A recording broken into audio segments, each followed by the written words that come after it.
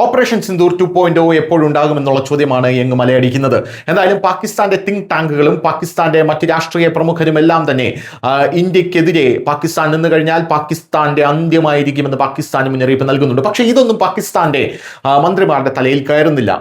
Sindhu നദീജലത്തിൽ കൈവച്ചാൽ Indian പ്രധാനമന്ത്രി നരേന്ദ്രമോദിയുടെയും ഇന്ത്യക്കാരുടെയും കൈയും തലയും വെട്ടുമെന്നാണ് അവിടെയുള്ള മന്ത്രിമാർ ആക്രോശിക്കുന്നത്.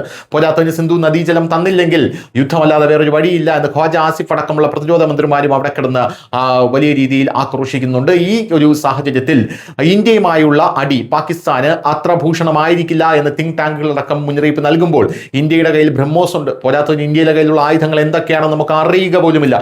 ഇസ്രായേലും ഒക്കെ ആയിട്ടാണ് ഇന്ത്യ ഇപ്പോൾ വലിയ കരാറിൽ ഏർപ്പെട്ടിരിക്കുന്നത്. പോരാത്തതിന് റഷ്യ ഇന്ത്യയെ ബാക്കപ്പ് ചെയ്യുന്നുണ്ട്.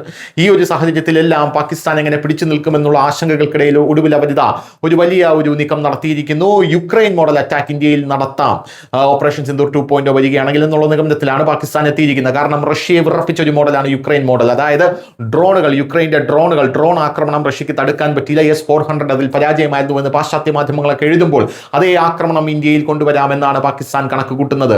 പാകിസ്ഥാൻ അത് കണക്ക് കൂട്ടുന്നു എന്ന് പറയാനുള്ള പ്രധാനപ്പെട്ട കാരണം ഇപ്പോൾ തന്നെ യുക്രൈൻ പാകിസ്ഥാൻ പട്ടാളക്കാർക്ക് ഡ്രോണിന്റെ പരിശീലനം നൽകി കഴിഞ്ഞു, അല്ലെങ്കിൽ നൽകിക്കൊണ്ടിരിക്കുന്നു എന്നുള്ള റിപ്പോർട്ടുകൾ ഇപ്പോൾ പ്രതിരോധ സൈറ്റുകൾ ഇപ്പോൾ റിപ്പോർട്ട് ചെയ്യുന്നു.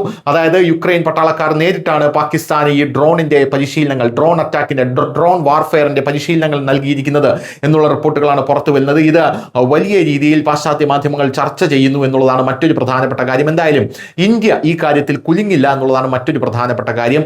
ഇന്ത്യയുടെ കളികൾ എന്താണെന്ന് പാകിസ്ഥാൻ കാണാനിരിക്കുന്നതേ ഉള്ളൂ എന്നുള്ളത് മാത്രമേ പറയാനുള്ളൂ. News desk news Malayalam.